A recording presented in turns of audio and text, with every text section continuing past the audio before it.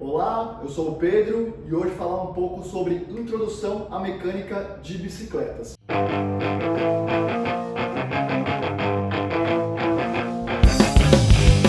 A ideia dessa aula é passar o máximo de autonomia que você pode ter com sua bicicleta, seja para você mesmo mexer nela ou para você entender do assunto para conversar com um mecânico, com alguém especializado. Para começar o assunto sobre bicicletas, então vamos falar um pouquinho sobre tamanho de bicicleta. O que isso quer dizer? Quer dizer que cada pessoa vai ter um tamanho adequado de bicicleta. Isso é para deixar a bicicleta mais confortável e mais adequada para você. E como saber o tamanho da bicicleta? Basicamente, a partir da altura desse tubo da bicicleta aqui. Muitas pessoas confundem o tamanho de bicicleta com o tamanho da roda. Isso é um erro. Pessoas pequenas podem usar uma bicicleta de roda grande e pessoas grandes podem usar sim uma bicicleta de roda pequena.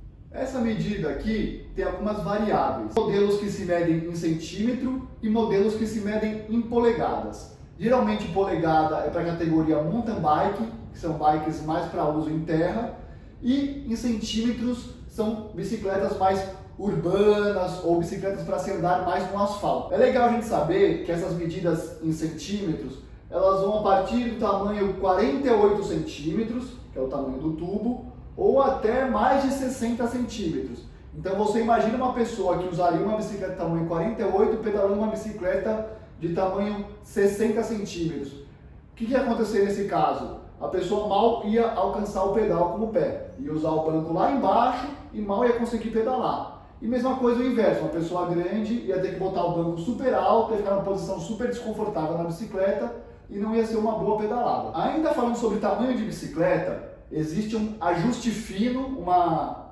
adequação para você deixar a bike melhor para quem vai pedalar, que é você poder mexer na altura do canote. A altura de canote, que é o cano, o tubo responsável por juntar o selim, que é o banco, com o quadro da bicicleta, ele é ajustável. Então o que isso quer dizer? Que você consegue adaptar a bicicleta para alguém mais baixo ou mais alto. O jeito certo é o tamanho do quadro. Mas sim, aqui você dá um ajuste fino. No meu caso, uso uma bicicleta tamanho 60. Eu ajusto aqui o canote na medida certa para mim, que eu já vou falar um pouquinho como fazer esse ajuste. E se alguém um pouquinho mais baixo que eu for usar, eu posso baixar o canote aqui que vai funcionar. E como que se ajusta o canote do jeito certo? Antes de falar qualquer coisa sobre ajustes e medidas, existe um profissional que se chama Bike Fitter, que vem do Bike Fit, que é uma pessoa que vai te medir por completo e medir a sua bicicleta para saber o tamanho exato de todos os ajustes. Tamanho do canote, o tamanho da mesa, vou falar um pouquinho mais na frente. Mas existem as formas caseiras de você fazer esses ajustes. O canote é o seguinte, você vai montar em cima da bicicleta, vai colocar o pedal no ponto mais baixo e vai pisar com o calcanhar no centro do pedal. Nesse momento, a sua perna deve ficar totalmente esticada. E a hora que você coloca o centro da planta do pé aqui no centro do pedal, o seu joelho deve ficar num ângulo mais ou menos de 10 graus flexionado. Então não é certo a sua perna ficar totalmente esticada quando você estiver pisando na posição central do pedal, tá? A extensão do canote é o selim, que é o banco. Provavelmente a parte mais delicada e pessoal numa bicicleta. Porque tem muitos selins que ficam super confortáveis numa pessoa, mas super desconfortáveis em outra pessoa. Isso por quê? Porque o selim ele também tem medida e também tem modelos. Existem selins mais largos, mais estreitos, mais compridos, mais acolchoados, são muitas variantes. Os fabricantes dividem basicamente em dois modelos, masculinos e femininos. Isso por quê? Porque na maioria dos casos, as mulheres têm os isquios um pouco mais separados que os homens. Então o selim feminino tende a ter medidas mais largas. Já os homens usam selins um pouco mais estreitos e às vezes com um vão no meio do selim. Isso também para aliviar a área de pressão. Na hora de comprar o seu selim, é super válido você experimentar o selim de um amigo, de uma amiga antes, ou até mesmo na loja que você for, porque se você usar um selim que você viu na internet como referência, ou algum que você achou bonito, muitas das vezes esse selim pode ser desconfortável para você. Além desses detalhes, tem o ajuste do selim, como ajustar ele na bicicleta. É muito importante que o selim fique paralelo ao chão. Ele não pode ficar embicado para frente e nem para trás.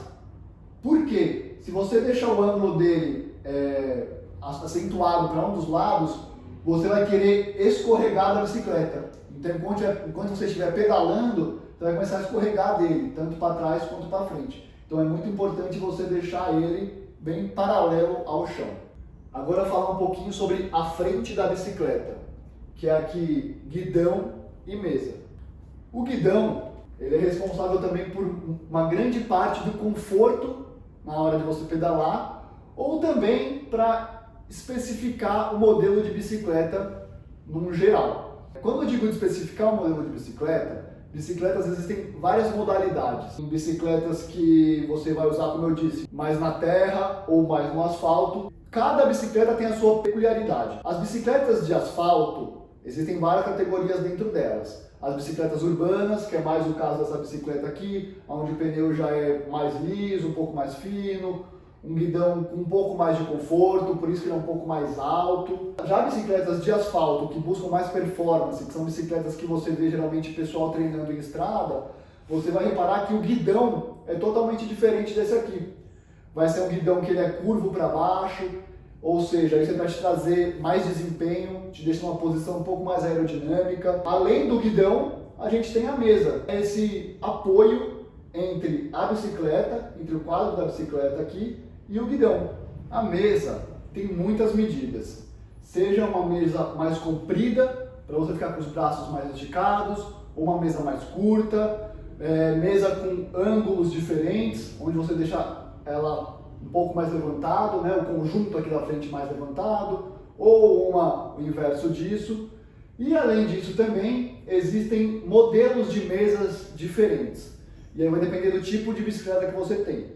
Existem mesas que se chamam over, que são mesas onde a mesa prende a bicicleta, esmaga o quadro e o garfo, ou mesas onde ela entra para dentro da bicicleta aqui. Vamos pôr algumas imagens aqui para vocês entenderem melhor. E outro detalhe muito importante é: mesa e guidão formam um par. Então precisa ter uma compatibilidade entre medidas, que é aqui a espessura do seu guidão com o tamanho da boca que a sua mesa vai ter. Então você imagina que caso você esteja usando um guidão aqui, que o tubo é fininho, você não vai conseguir montar com uma mesa que vai abraçar um tubo mais grosso. Então é importante você saber a medida do seu guidão e da sua mesa. Isso você pode ver com um mecânico ou você mesmo medir com um paquímetro, uma régua, que é você medir essa parte aqui do diâmetro do tubo, e aí a partir dessa medida você vai saber o modelo de guidão e de mesa que você tem ou quer ter. No guidão, além da mesa, vão ter outros componentes aqui. Vamos começar do lado de fora para dentro. Aqui é a manopla. A manopla é essa espuminha ou borrachinha onde você fica com a mão. Isso aqui também é muito pessoal, existem vários modelos de cores, mas de medida é sempre padrão. Então, independente do guidão que você esteja usando, qualquer manopla vai servir. A não ser que você esteja com aqueles guidões de bicicletas de estrada, que são os guidões drop. Os guidões drop não usam esse modelo, eles usam uma fita que você enrola ao redor de todo o guidão. Depois da manopla, vem aqui o manete de freio. O manete de freio, ele é o responsável por acionar o freio da bicicleta. Então ele é uma alavanca. E o manete, ele tem que fazer par com o seu freio. Então você precisa ficar atento ao modelo de manete e modelo de freio. Nesse caso, essa bicicleta está com freio modelo V-Brake. Então é importante que o meu manete faça par com o modelo de freio V-Brake. E depois do manete, vem aqui o passador de marcha. Existem passadores que são mais delicados e minimalistas, que é o caso dessa bicicleta aqui, onde ele fica bem escondidinho. E a função dele é passar as marchas. Existem vários modelos de passadores, e esse meu modelo aqui, ele funciona por botão. E esses botões, eles vão servir ou para você pôr uma marcha mais leve, ou numa marcha mais pesada. Agora falar um pouco sobre caixa de direção. A caixa de direção é bem quase invisível na bicicleta. Elas são uns anéisinhos aqui que ficam na extremidade do tubo da bicicleta, aqui na frente. E o que é a caixa de direção? Ela é um conjunto de esferas e bacias, ou de bacias e rolamentos, que tem a função de virar a frente da bicicleta. Então ela é um componente da bicicleta bem delicado, que requer uma manutenção bem delicada, uma boa montagem, porque se isso não ficar bem regulado, bem montado e bem lubrificado, vai ocasionar uma folga aqui na frente da sua bicicleta, e isso pode vir até estragar o seu quadro e o seu garfo. Então é bacana ficar bem atento com essa montagem. E a caixa de direção, existem basicamente dois modelos. Um deles que é por pressão e outro que é por rosca. E por isso que eu falei anteriormente das mesas, porque a caixa de direção e as mesas vão formar um parzinho. Por isso tem que ter uma compatibilidade entre elas. As mesas têm um modelo de pressão, que vão esmagar aqui o conjunto de garfo e quadro, e as mesas que vão entrar aqui para dentro, que vão fazer par com a caixa de direção de rosca. Então é importante você saber se a sua mesa ela é de pressão, porque vai fazer conjunto com a sua caixa de direção de pressão, ou se a sua mesa ela é de entrar para dentro do quadro aqui, que vai fazer par com a sua caixa de rosca. Para você identificar visualmente qual é a caixa de direção que você tem, se é de rosca ou de pressão, basicamente você pode olhar esses dois anéis aqui no topo. Se ele tiver um formato de uma porca, que é um formato hexagonal, vai ser de rosca, que é para você encaixar a ferramenta aqui e dar o aperto. Se for um anel liso, abaulado, ele vai ser uma caixa de direção de pressão. Agora falar um pouquinho sobre os freios. Tem o freio dianteiro e o freio traseiro. Geralmente o dianteiro e o traseiro são do mesmo modelo. Vamos usar aqui o dianteiro como exemplo. Os freios, como eu falei anteriormente, eles formam par com o seu manete. Esse modelo aqui é o V-Brake. E o V-Brake, a frenagem dele se dá aqui no aro da bicicleta. Existe um outro modelo que é o freio a disco. O freio a disco, ele vai se dar uma frenagem nessa região da roda. Por quê? Porque a roda vai ter um suporte para um disco e a hora que você acionar o freio, ele vai frenar nesse disco da roda. Então também, saber identificar visualmente a diferença entre os freios. Freio no aro, que aí vai ter o freio V-Brake, freio cantilever e o freio ferradura. Mas basicamente o funcionamento de um freio vai ser igual para todos os modelos, que é o freio em si, uma pastilha de freio, que no caso do freio V-Brake é uma espécie de borrachinha, o conjunto de cabo e conduíte. O que é o cabo e o conduíte? Eles vão ser a ligação entre o freio e o manete. Então quando eu aciono aqui o manete, o freio só é acionado por conta do conjunto de conduíte, que é esse tubinho preto aqui, e de cabo, que é o que está arrematado aqui no freio. Agora falar sobre marcha, que é o assunto mais complexo de bicicleta. Tanto é que se você pegar as bicicletas mais simples, elas não têm marcha, porque isso facilita e barateia muito a bicicleta. Mas vamos mostrar o caso de uma bicicleta com marcha aqui. No caso dessa bicicleta, ela só tem marcha atrás. E o que é a marcha, né? A marcha é o conjunto de engrenagens aqui atrás, com o câmbio, que é essa peça que é responsável por fazer a corrente trabalhar nas diferentes engrenagens aqui atrás, a corrente e, por fim, o passador, que a gente já falou um pouquinho. No caso dessa bicicleta aqui, ela tem 11 marchas lá atrás. Isso já vai influenciar em todo o conjunto. Vai influenciar na corrente, que eu preciso pôr uma corrente para 11 velocidades. Se eu botar uma corrente de 8 velocidades aqui, não vai dar certo. O câmbio, a mesma coisa. E o passador aqui, a mesma coisa. Então é bacana quando você for comprar ou fazer uma manutenção, caso alguma peça quebre, você colocar a peça, vamos dizer assim, original, né? Então é isso. Vamos supor que nesse caso aqui meu câmbio quebrou. É legal que eu compre um câmbio de 11 velocidades do mesmo modelo que meu passador e assim em diante. E como que as marchas funcionam e como que eu devo usar as marchas. A marcha é uma ferramenta muito legal na bicicleta, né? Ela possibilita você ter um desempenho melhor com a bicicleta, seja para encarar uma subida muito íngreme ou para acelerar mais num plano, numa descida. Então, quanto mais marchas na sua bicicleta, mais coisas você consegue fazer com ela. E como que as marchas funcionam? Vamos começar pelo manete. O manete, para mudar a marcha, você sempre precisa estar pedalando. Ou seja, se você mudar a marcha sem pedalar, isso vai ocasionar um desgaste ou até mesmo quebrar uma peça. Então você sempre tem que estar com o pedal em movimento aqui para você poder apertar o botão do passador e mudar a marcha.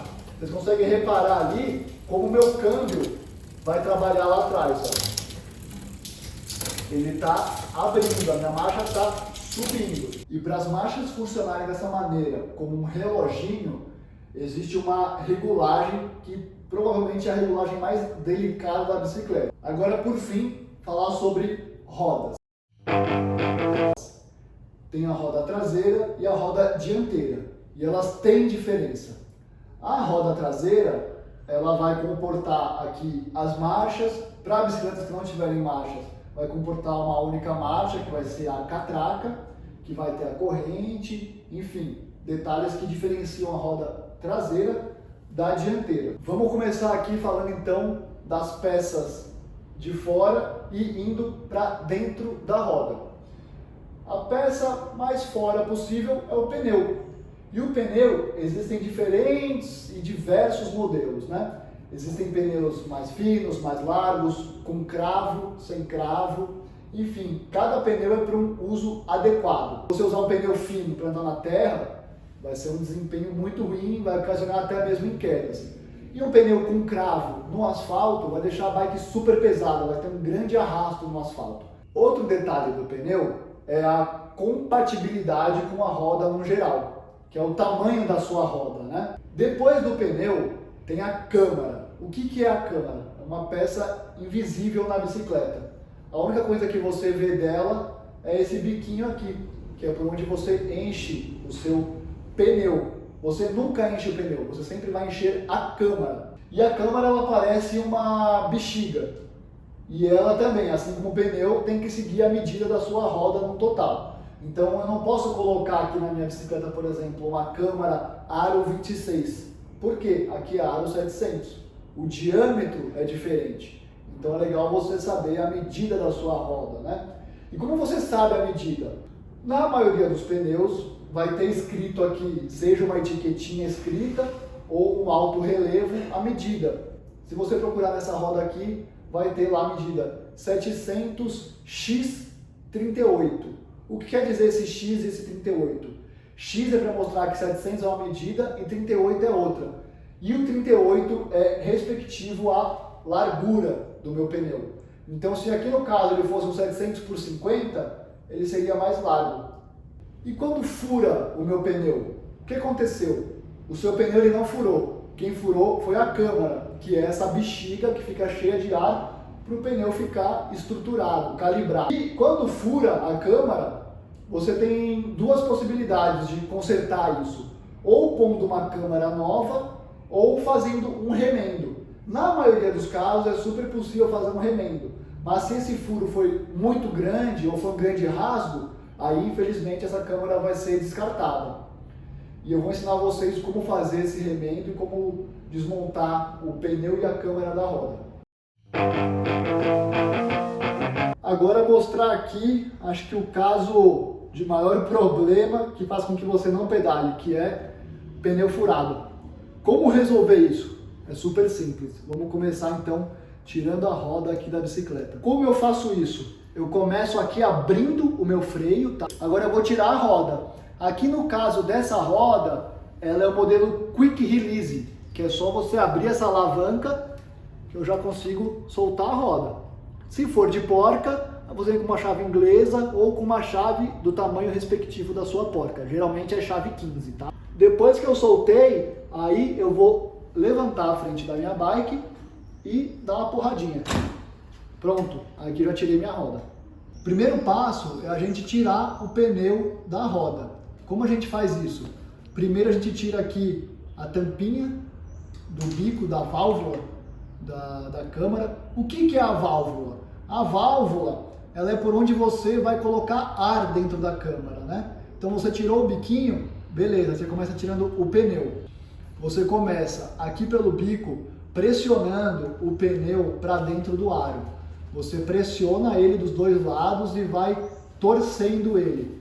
Você faz isso até dar a volta completa. E por que eu comecei pela válvula, pelo biquinho?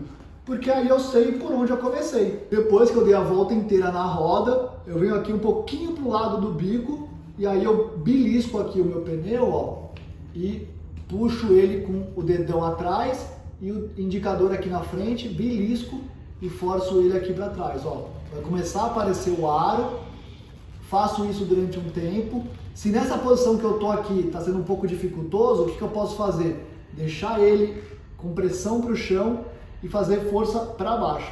No que eu fizer força aqui, ó, meu pneu já vai querer sair. E aí eu vou caminhando para o lado até ele sair. Saiu? Maravilha. Eu já solto a roda aqui, fico com o pneu e com a câmara na mão. Eu vou tirar a câmara de dentro do pneu. Depois que você soltou a câmara do pneu, e vai procurar o furo aqui na câmara. Visualmente vai ser praticamente impossível de você achar. Então o que você faz? Você vai encher a sua câmara de ar. Para enchê-la de ar é o seguinte, existem dois modelos de bico de câmara. Um que é o bico fino, que é o caso desse bico aqui, que ele é bem fininho, que ele é o menos convencional, ele é diferente de pneu de carro, diferente das bombas de posto de gasolina. Caso esse for o seu bico, você vai precisar de um adaptador, tá? E aí depois que coloquei o adaptador, eu posso encher até mesmo numa câmara de posto, ou então eu vou usar uma bombinha própria para encher câmara de bicicleta. Aí agora é o ponto onde eu vou achar o meu furo. Eu posso vir aqui no tato da minha mão procurando o furo, ou aproximar do meu ouvido, ou do lábio também, que é mais sensível ao vento. Caso eu não procure assim, não encontre assim, eu posso encher um balde d'água, enfiar minha câmara no balde e procurar pelas bolhas, que vai ser o ar vazando da câmara. Se for um furo super grande, a ponto de você começar a calibrar a sua câmera e ela não manter sustentação, muito provavelmente não vai ter como remendar, tá? Agora, se for um furinho pequeno, você identifica e aí sim você começa a fazer o reparo. Para reparar o furo, vamos precisar dessas três coisas aqui.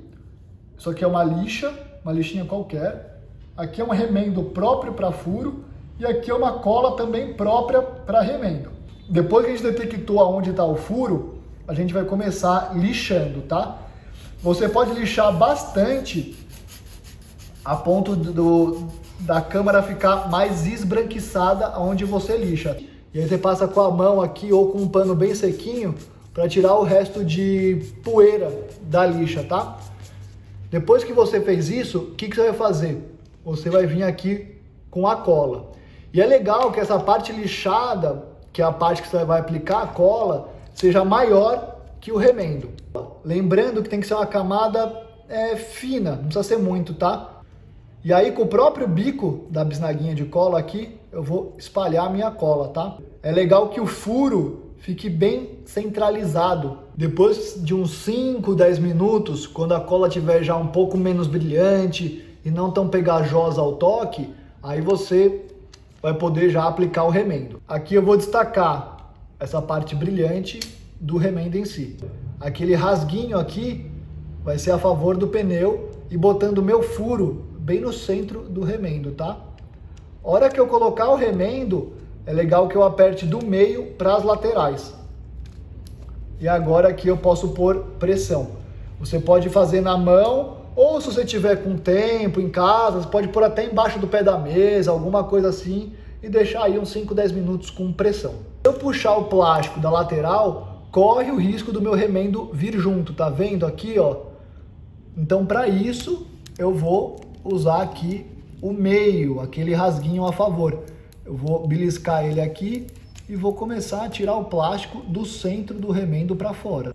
Isso garante com que o meu remendo fique bem feitinho. Prontinho, remendo aqui tá feito, solucionamos o furo e agora a câmara tá pronta para outra. Agora chegou a hora de pôr a câmara dentro do pneu. Para isso, é legal que a câmara esteja um pouquinho cheia, mas bem pouquinho, tá? Para manter o mesmo formato do pneu. Aí eu boto o pneu no chão, que vai me ajudar muito, e venho calçando aqui a câmara dentro do pneu. Se acontecer isso aqui, ó, da câmara ficar maior que o pneu, o que eu faço? Eu tiro um pouquinho do ar aqui de dentro da câmara. Já vai fazer com que calce aqui, tá? Calçou, aí agora eu vou pôr o meu pneu e minha câmara dentro da roda. Como que eu faço? Eu começo aqui pelo biquinho, tá? Eu procuro aqui na minha roda onde está o furo, coloco aqui o bico e venho colocando o pneu. Para pôr o pneu, eu começo por um lado dele, tá? Nesse caso, esse lado aqui de fora. Eu vou calçar e, de novo, se eu botar no meu colo, vai me ajudar muito. E aí eu venho colocando o pneu na roda. Reparem aqui que tem um lado já colocado e o outro lado tá solto. Agora eu vou pôr o outro lado. Aqui eu também começo próximo do bico, tá? E venho apertando aqui o meu pneu para calçar na minha roda. Com as duas mãos fica mais fácil, porque eu consigo ir meio que uniforme. Vai um pouco um lado, um pouco o outro. E aí o ponto mais difícil vai ser esse final, tá? Aonde já vai estar aqui dentro da roda e aqui vai estar para fora. Para isso eu venho com as duas mãos e venho torcendo o pneu. Repara só que teve um momento que ele entrou sozinho. Colocado o pneu na roda. Um detalhe muito importante na hora de pôr o pneu na roda é o sentido do pneu. Você imagina que essa é a roda da frente e a bicicleta está aqui. Então o sentido da frente da bicicleta é para cá, é o sentido que você pedala. E os pneus, eles têm marcado isso, tá? Geralmente é uma setinha indicando a frente, então você atentar a isso, porque se você montar o pneu no sentido oposto, pode ser que venha gerar algum tipo de problema mais técnico, assim, caso ele tenha cravos, os cravos ficarem ao contrário. Então é legal se atentar a isso. Então sempre montar ela no mesmo sentido que você tirou da bike. A roda montada, com pneu e câmara remendada, vamos pôr de volta na bicicleta. Encaixar aqui, ó, pronto, minha roda no meu garfo. E é legal que na hora desse encaixe, eu tenha certeza de que encaixou legal. Eu posso até fazer um peso aqui no meu guidão, porque se eu aliviar o peso, a minha roda pode ficar torta no meu garfo ou no meu quadro, tá? Venho aqui de novo aqui no meu Quick Release, caso fosse porca seria na porca, parafuso um pouco e agora aqui eu faço o fechamento do Quick Release. Aqui é legal, a partir mais ou menos da metade ou um pouquinho mais, eu começar a sentir a pressão dele. E aqui agora eu fecho na força. E prontinho, a roda está colocada. Coloquei a roda, agora eu fecho o freio, fechei o freio e agora sim eu vou calibrar o meu pneu. Para isso eu posso calibrar uma bombinha compacta de mão, ou eu posso ir até um posto de gasolina ou numa bicicletaria. Mas basicamente é o seguinte, para você calibrar o seu pneu, você tem que saber o quanto de pressão esse seu pneu aguenta, né? O quanto de PSI ele aguenta, tanto máximo quanto mínimo, porque os pneus têm uma medida de PSI para funcionar. Se ficar muito calibrado, corre o risco até de explodir sua câmara. E se ficar pouco calibrado, vai acontecer de furar de novo. Por quê? Ele pouco calibrado, a hora que seu pneu encontrar um buraco aqui, ele vai deformar. E se ele tiver com pouco PSI e pouca pressão, a hora que ele bate no buraco, o asfalto ou a terra, o que for, vai fazer bater no aro e formar um furo. Caso for na bombinha, você rosqueia ela aqui no bico da sua câmera e aí você começa a colocar a pressão. Então prontinho, câmera remendada, calibrada, banco na altura, a bike está pronta para rodar. Bom, então é isso, pessoal. Esse foi um curso bem introdutório à mecânica de bicicleta, porque acredito muito nessa ideia de autonomia e bicicleta. Então, caso tenha mais curiosidades, queira saber um pouco mais do assunto, deixa aqui nos comentários que eu vou estar à disposição aí. Muito obrigado.